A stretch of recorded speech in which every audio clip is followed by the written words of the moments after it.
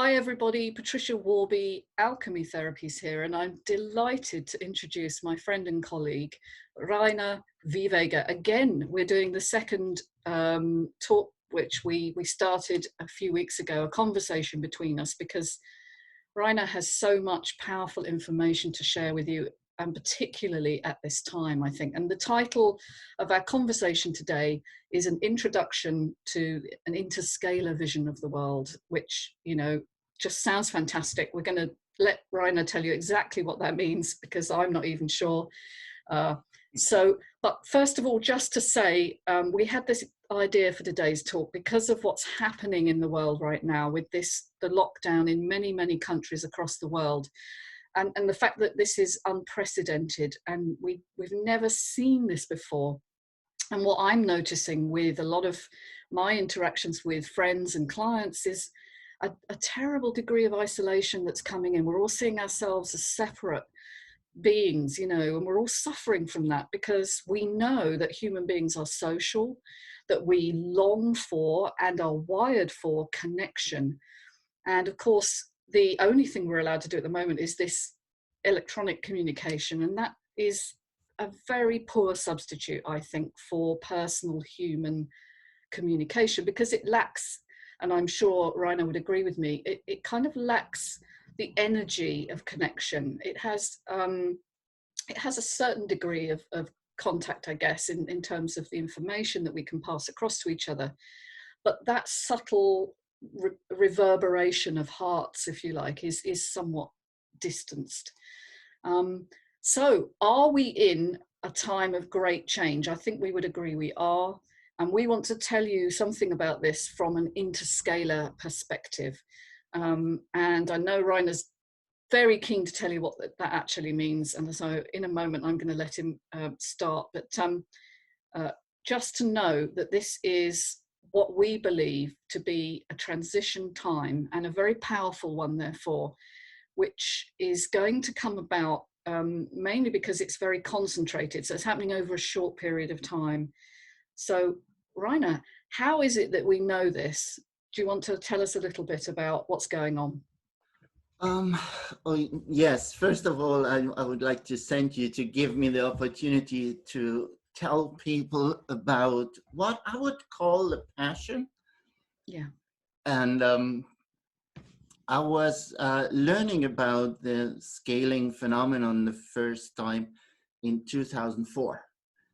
Mm-hmm. And it took me 2 years of reading before I could make the decision to actually being trained in learning what it is and apply it also, because there are many applications that can be developed, especially also in medicine, not only in technology, but also for energy production. So this will be very important in the future. And it's a totally different worldview from what we are used to. Sometimes we have a clue that comes from the esoteric world with all the hermetic laws and the sayings as above, so below, and so forth. But this, what we learn about the scale today, and the connection inside the scale is just what is called interscalar, brings all these things into a scientific, mathematic, physical view, but also into philosophy and how we think how the world is really made. And I call this present time of 2020 really a transition period, because I believe that we are moving through a time of high turbulence, which always happened. I call it an oscillational time wave node, but we could also call it a black hole that we are going through. So we are sucked in on one side and spit out on the other side and totally change. And this happens at certain periods of time again and again, and also with different intensities on that time scale. And this time, I think it's a quite big one. So when you read my book that I had written 10 years ago, I was always saying that there is an ongoing culmination of matter and event density. So cities grow very fast, and more events happen at a very short time. So we think that even time is running faster. And this has even intensified, and I think up to today's time, where we just seem to be in the center of the black hole, where there is a kind of stillness. Yeah. With all these, like being in the eye of a storm, with the stillness. So we are not allowed to really meet. And you're totally right. So what we really miss is touching each other, because we need that physical contact. We all know how healing touching is, a massage therapy is, how good that is for our emotional life. And this is what at least the elder people will really suffer from. Yeah, for sure. So this is what needs to come to an end, because this is not right, I think. So yeah, but let me explain a little bit more when we go into that whole thing. And the universe, we could say, is made of cycles in space and cycles of time. And what's very important is that these cycles are embedded into each other. This is important because this is how they connect to each other. And embedding also is the basis of resonance. It doesn't work. So always something is embedded into something bigger, or something bigger surrounds something smaller. And it creates a scale with a zoom factor. It's like looking at Google Maps and then looking 10 miles and 100 miles or 1,000 miles. This is what we call a zoom factor. And when we have a system that is vibratory, so it's oscillating, then a standing wave is created, which I will talk about later. And what is creating these standing waves and all those cycles is what we call space-time oscillator. So that is really the vibrating ether, if you wanted to say so. Yep. Yeah, it's just all these vacuum oscillations that you would find in the zero-point field, or however you ever call it. And you also might have heard of fractal structures that are found everywhere in nature. Yeah. And fractal structures are self-similar on different levels of scale. So this is a mathematical term, and that proves the saying as above, so below, because it's the same thing. But it's not identical. It's only similar. There are always little differences. Okay. Because vibrations always fluctuate a little bit.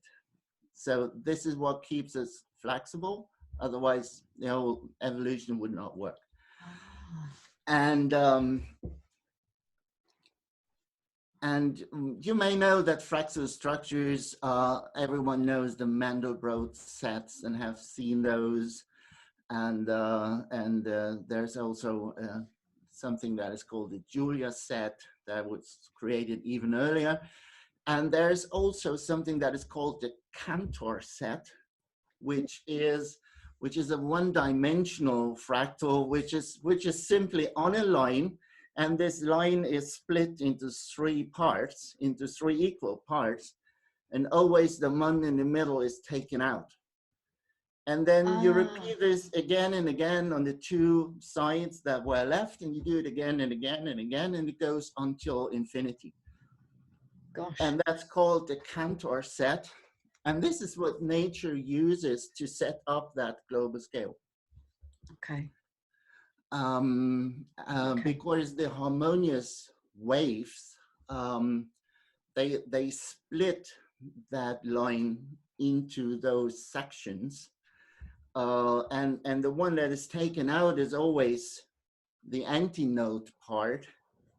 And where the two that are staying meet on their sides, this is always where a node is created. But we will come back to that later.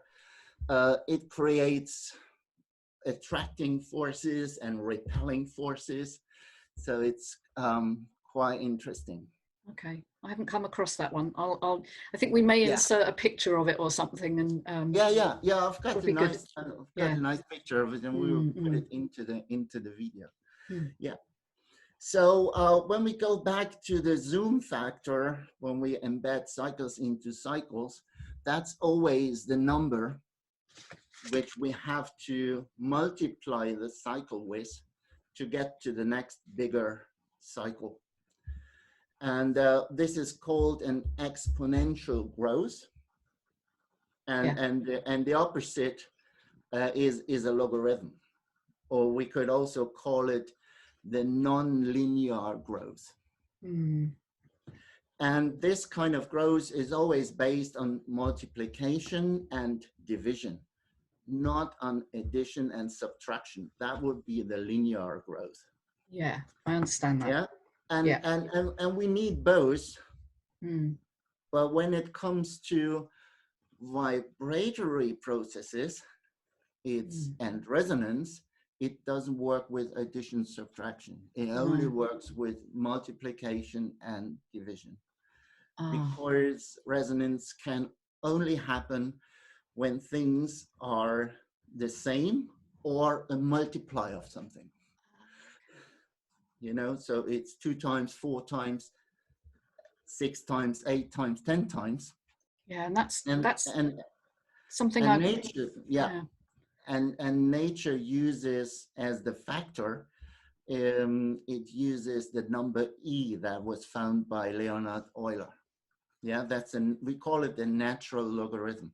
Yeah, I remember that from maths at school, long time ago.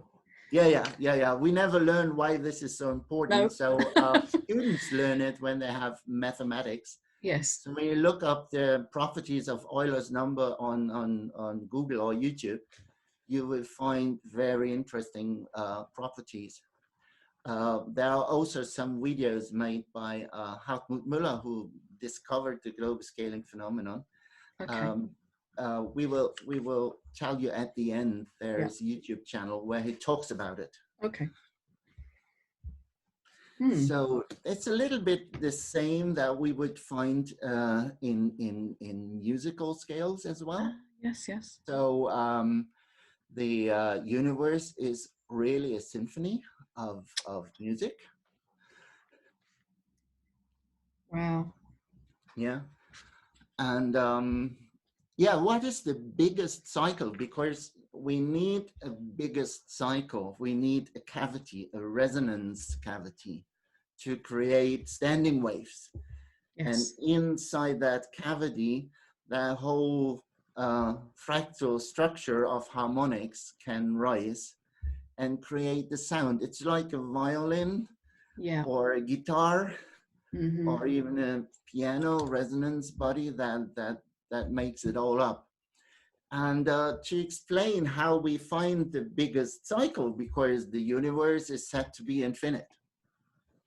So how would that work with a finite space?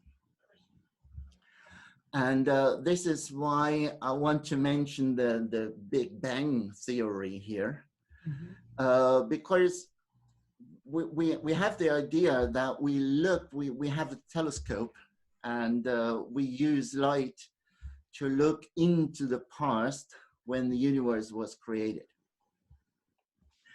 And the speed of light is very fast, and we measure time in light years when we have very far distances.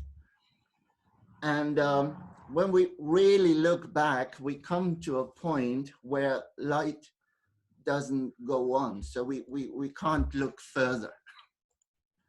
And this is 13.7 billion light years away from us.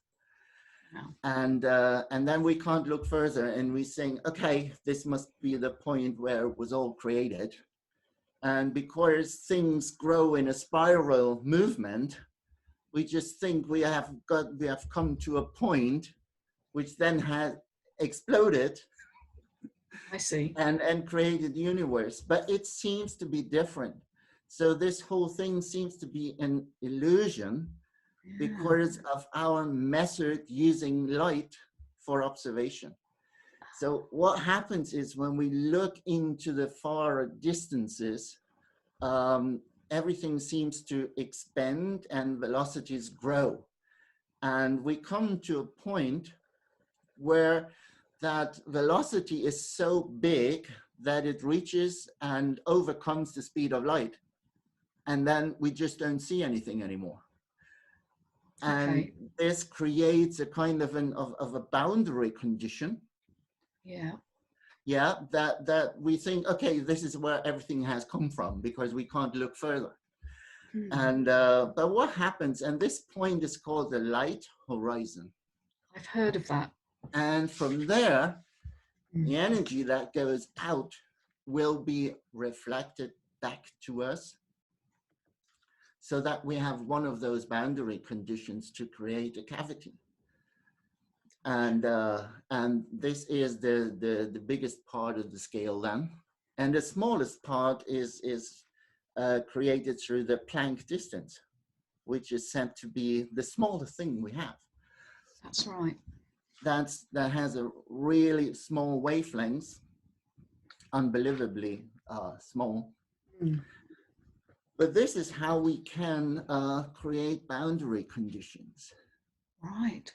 And of course, if we would live on a planet that would be 6 billion light years away from us, we could even see 6 billion light years further, because the light horizon would appear at the same distance of 13.7 billion light years. But we could look much further if we would be somewhere else. Yes, so we're limited by our situation in space-time. By our telescopes, basically. Yes. By our method of observation. Yeah. But this is also a benefit, because we can, because this is a natural phenomenon, and it creates a natural boundary condition which we can use to learn about how the universe is created and how it looks like. Wow. And how things are distributed, because why we have those questions never answered by physics. Why is the sun where it is, and why is it at the size what it is? Why is the distance from sun to earth the one as it is? Yeah, and physics normally sees that as given or accidental, and just accepts it, but never asks, why is that the case? Right. But when we think that everything is created in a harmonious distribution, which is based on those harmonious vacuum oscillations, creating a big field in the universe that is interconnected, and everything is embedded into each other, then it looks totally different. And this is a new view. Yes. That is called the Interscalar view. Oh, it's absolutely brilliant. And there are also articles by Hartmut Müller where he calls the whole thing the melody of creation of the universe. I love that. Yeah. Yeah. I'm very aware of it, actually, in terms of when I work with clients. I think I'm interacting on some sort of harmonious resonance level, I think. Yeah. And nature uses it. Nature uses it, and this is what health is. Yes, exactly. A high energy resonance, perhaps harmonious resonance. Yeah, it's a harmonious resonance. And the secret is that nature always seeks to reach out to states where it can use least energy. Yes. Okay. Yeah. So I always say, and this is very intelligent. Yes, So of course. I always say that the laziest people are probably the most intelligent because they can reach their goals without much effort. So, and this is what we all know. The water flows where the resistance is least. Yes, true. That's what always happens. Yeah. Yeah. Yeah. And do you think what's going on at the moment then, where we're hitting this transition time and it feels like we are having to push really hard to get through, or at least that's my observation, you know, we're all struggling a little bit here. Yeah. At the moment, nearly everything is possible. Okay. Hey, yeah, great. because I said we go through such an oscillation in a node. Yes. And on one side of that node, because of the energies moving up and down, and when this would be the node and the energy is moved, then there is a pushing force into the node, and it's everything is compressed, and things get hot even. Right. So things are getting a bit heated. I've noted that. Yeah. Yeah. And then there is a transformation happening. So and this transformation that could lead to many things that we could imagine. There is a change. So one of the things may be that a system that existed on that site just disappears and a new one is created. Or to keep that system, and on the other side of the node, you have to even use more energy to keep it in place. So that would be even more restrictions of freedom, if we would say that. Well, and we need to be really intelligent now. And this is also why I want to do this talk, because it's our, what I call consciousness. We decide where we want to go. Yeah, what do we accept? Right. Yeah, are we accepting the things they want to put on us? Okay. Or not? So but for this, we need detailed knowledge. So we really have to educate ourselves. We do. That's important.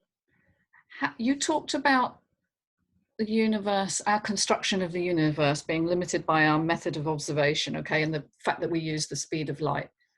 How do you? No, it's only our view of the universe. Oh, okay. Is not complete. Not complete. Right. Yeah, so that's what I wanted to say. So we haven't got it totally wrong, but we come to false conclusions. Okay. Through that limitation that we have in observation. Okay. So how is our consciousness then involved in these embedded time cycles, and how's it involved in this whole transition time that we're seeing? What do you think of consciousness as? Yeah, it's I was thinking a lot about it, and I remember the time when I was a student in my first year, and that was in 81, 82. I was thinking about God, and I was thinking about the universe, and I was thinking about the role of humanity and single persons like me, humans. And I came to the conclusion at that time, well, if there is God, or if there isn't God, it doesn't matter, but there is the universe. And why am I here? I'm part of it. And it probably God or the universe or nature, however we might call it, has created humans to learn about itself. Yes. Yeah, the universe or God would like to experience what he or it could do. Yes. And for this, it has created us. and we can do so many things, but we are embedded in the universe. We are, in other words, we are part of God. Yeah. We are not the same as God, but we are part of it. Mm-hmm. And because of the self-similarity, Like a fractal. Yeah. yeah, Got you. we have a similar structure. Yeah. Yeah, and we could say, okay, we are similar to God. Yeah. Mm-hmm. Mm-hmm. Or we are similar to the structure of the universe. Yeah.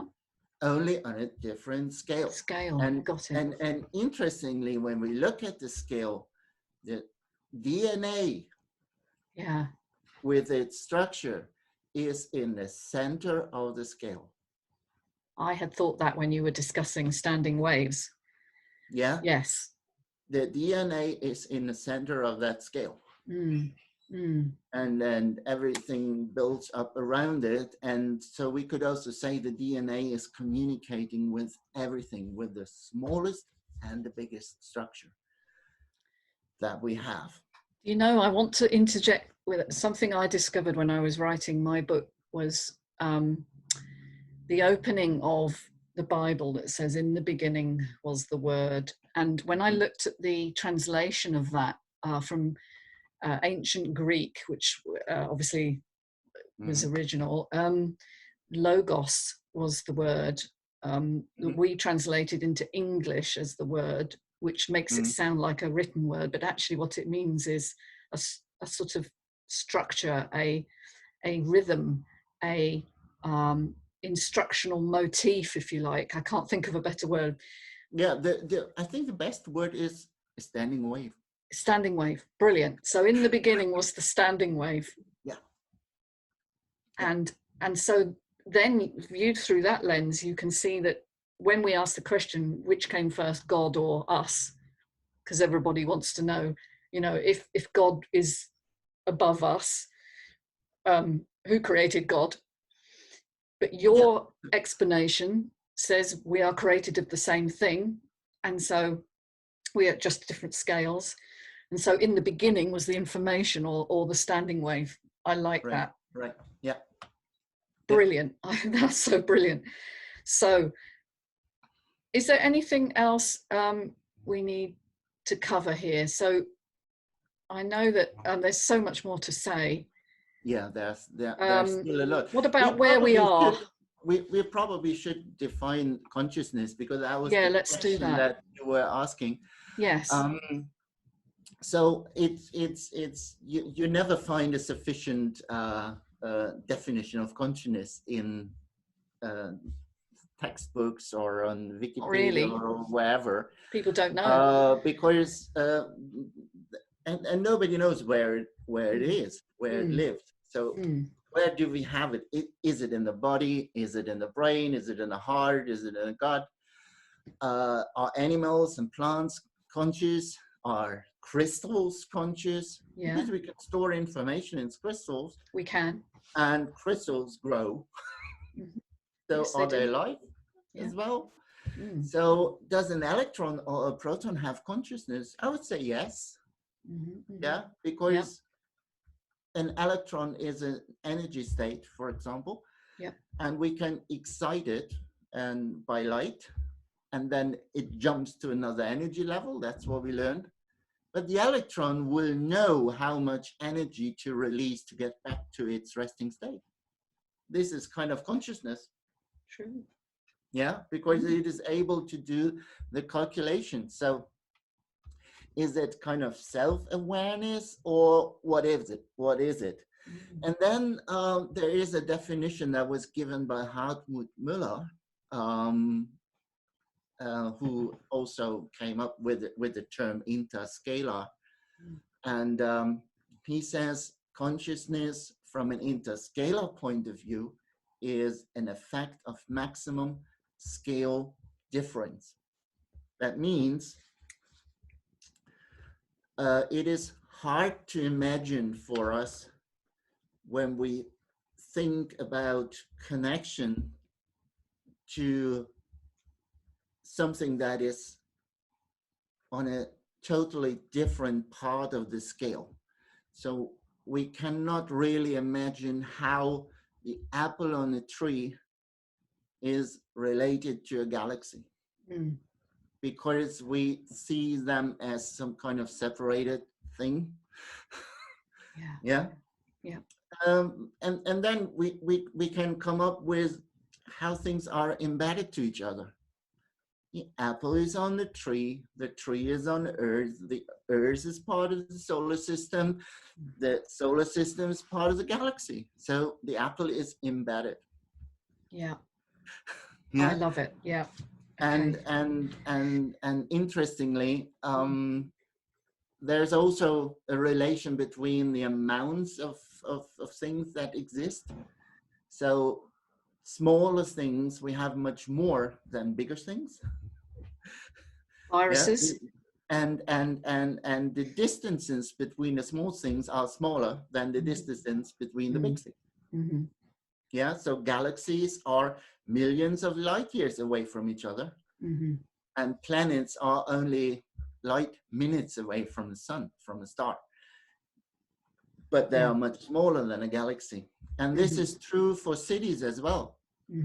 So look at, you don't have a city like Paris or London in a distance of 20 miles to each other. Yeah. It's always a few hundred miles. So look at all the big cities. They are far away from each other. The villages, they are neighboring each other with smaller distances. So it's the same standing wave system in a harmonious way. And in our bodies, I imagine, the smaller you get, or in scale, the smaller you get, the closer things are together, I guess. Yeah. Wow. That's a great way of looking at life, isn't it? It seems to explain everything. Yeah, a lot.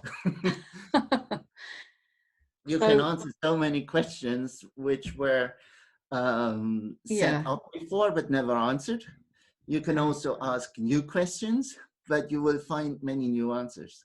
Yeah. So it says in the interscalar view, we must say that consciousness is a scaling effect which enables timeless and spaceless communication and cooperation between all levels of the scale. So it's just the experience of the interconnectedness. And of course, whatever we learn, whatever we experience, whatever we are aware of, the more conscious we become. Which is happening now, I would say. Yes. Yeah. So it's a good time to hate our consciousness now, because the probability for change is so high. In that note, with all the turbulences, everything is mixed up.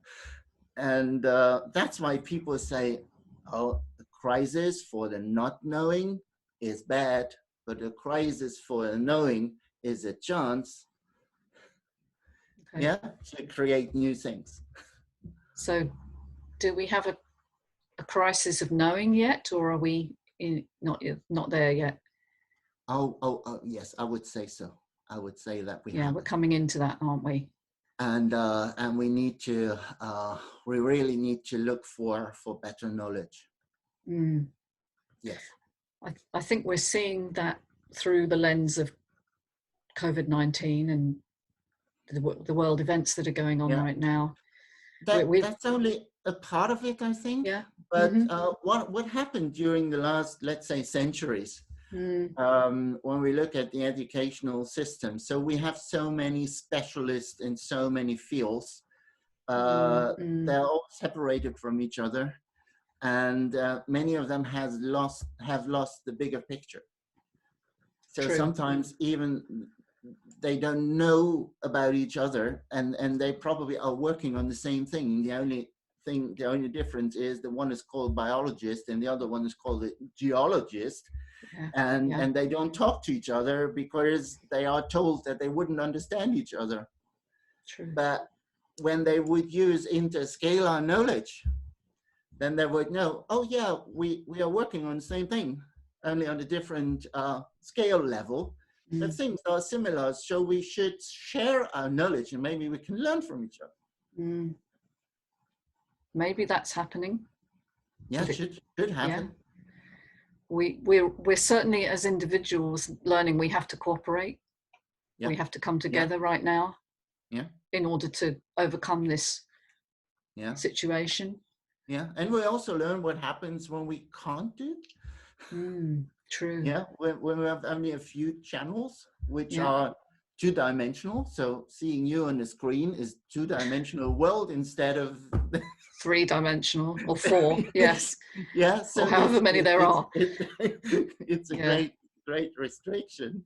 It is. Yeah. So I think we have an opportunity, do we not, to kind of turn away from where we've been, you know, separate, seeing ourselves as separate and hopeless. Yeah. Into coming together as one. I saw something really interesting. There is an author, philosopher, Armin Resi from Switzerland. And I read many of his books, and I used to watch some talks he had given on YouTube as well. Yeah. And it's mainly in German, but what he says and what I found really interesting, which relates to our interscalar view here, is that he was talking about the old cycles that he learned from the Vedic philosophy. Yeah. And the Vedic philosophy says there is right now, or in 2012, there was the ending of the cycle that they call the Kali Yuga, which is this cycle of separation. He also called earlier, he called it also the time of a very dense atmosphere for all matter, so that matter is really dense. And then he said, you can lie, and because of the matter reacting very slowly, the lie can live for decades even. Yeah, but when we change the time and things become clearer and mass is not that dense anymore, the things you say materialize much quicker. Wow. So the lies that people tell are seen much earlier. Not naming any names here. It reminds me a little bit of the Pinocchio, just like say something lying and your nose is growing. Yeah. So this may be the change, and the separation is also related to what he called there's always two things: unity that we need and love. Yeah. So it can't be unity as one thing, because that would lead us into an ideology. Okay. Yes. And maybe in a socialist or communist dictatorship. Yes. That is missing the love aspect. Yeah, I can resonate with that. Whereas it's everything is for the collective only. So it's not for the personal or for the individual. That is subsumed. It's just everyone only serves the collective. Yeah, we've seen the result of that. When it's missing love, and on the other side, we could go in a you may call it the nationalistic or the selfish thing. Yeah, where everybody is only thinking on themselves, and I could do good for myself, and you miss the benefit for others. And this is what we have to learn, and we need both. Yeah, and this is also what's in the Bible. So you can only love others when you love yourself. That's the same thing. Yeah, that's the same thing, and it's the same thing with the scale. Yeah. you can only support and be a complete part of that scale when you are well. When you are whole as well, yeah. When you're whole, when you're well, yeah. And then you just support the whole thing with your part that you give to it. Wholeness, wellness. Yeah. And the scale does even do another thing. So when we look on the bigger cycles, they are made of, we call it space. Because they are so big, we would never be able to experience one cycle, one circle. So if a circle is 50 million light years, we're not able to experience that because we only live about 80 or 100 years. Yeah, so this, and we don't see that time span, and we see it's big, it's space. But when we go into the micro world, then everything becomes faster and faster. So the protons and electrons that are spinning, and they're spinning so fast that we think they are little balls, but they're just spinning so fast. Yeah, we perceive them that way. Yeah. Yeah, and we cannot go through walls because they're spinning too fast. I've seen that, the quantum physics of that. Yes. Yeah. Okay. So here we create time. So it's that number of the high frequency, that number of circles in a very short time with ever and ever smaller masses. That's what happens. So we have two things. When space manifests itself, it creates matter, like galaxies and stars and planets and us and houses and whatever. And when we go to time, that's what we create as information. Okay. Yeah. The faster things spin, the more information they can hold. So this is information and consciousness. So we have, again, the unity in that trinity that we would call the complete universe of matter and consciousness, and the interconnectedness that works through the scale. Well, and we can even exchange matter with energy. Right. When we look at Einstein's famous equation that energy equals mass, then we can say, okay, we have energy and information, or we have energy and consciousness, and we have unity and love. Same thing. Well, Rainer, you have literally blown me away. And I'm very seldom lost for words here, but you've managed to bring in so many different aspects, from philosophy, quantum science, cosmology, healing, love, connection. But I'm conscious of the time now, and what I wanted to do, I think it would be good for us to maybe do another one of these, but maybe just for everyone, if you would like to just say where they can find out more information on this. We will obviously post that beneath in the description of this video, but if you could just give us a bit more, if people are interested to follow up, where can they find out more? Oh yeah, there is a YouTube channel that is called Interscalar. If you type that in YouTube, you will find it. And Hartmut Müller has uploaded nice videos. They're all, I don't know, maybe they're all around 30 minutes. And he talks about different aspects of the whole thing. So, from a mathematic point of view, so from numbers, because we did not talk about numbers at all now. No. But another one.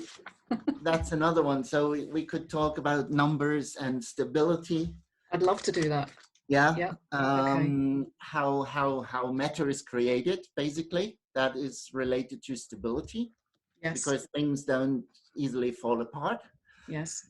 They live longer than we do. Yes. Okay. And we could find out why that is, and we will find out that everything comes from numbers and everything comes from information. So we come back from. Yeah, I mean, I'm familiar with the mathematics of sacred geometry and things like that, and what numbers represent, and that's another area of great interest to me. Yeah. So I'm sure we can do another session. That would be wonderful. Well, if people like it, I would love to do it.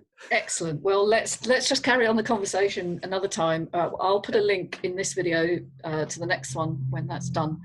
But thank you so much for spending your time with us today, and for giving us a really in-depth view that unites so many things. That's what I've loved about our conversation. So many people have a limited knowledge, and I include myself in this, about very small areas of focus, you know, that we know a lot about very little, but you seem to combine a vast knowledge of disparate areas, which I love, because we really need this knowledge right now, I think, given what's happening in the world. And it's a very important time for us to follow the light, I think, to actually get into harmony, unity, all these things you've been talking about, rather than the darkness of competition and shaming and everything that we've seen going on, you know, all of us struggling for what we perceive as limited resources, when in fact we're all one anyway. And when we help each other, we help ourselves. And I think that's what you're saying in a very much more detailed way than I could ever imagine. So wonderful. Thank you so much. People, if you love this, please like us and subscribe. Thank you so much, and talk soon. Bye for now. Thank you so much. Just one last sentence before we go. I would like to say that I'm so thankful to Hartmut Müller that he started it in the 80s. Yes. And that everything I know, I've learned from him. And I just try what he does in a scientific way. I sometimes see my role in bringing it down to a language that people could easier understand, because it's a complicated thing. And well, that's wonderful. That's what I wanted to say. So he's in my heart all the time. Oh, beautiful. Well, I'm sure you've succeeded. Everybody learns from everyone else. I think that's part of what you're saying, is that the expansion of the universe is kind of us leaning on the shoulders of giants, if you like. That's a term. You know, we learn from each other as we move on and experience more. So I think we've definitely done that today, and you've certainly opened my eyes to some new ideas, which I'm really interested to explore. So thanks to everybody for listening. We'll see you soon. Bye for now.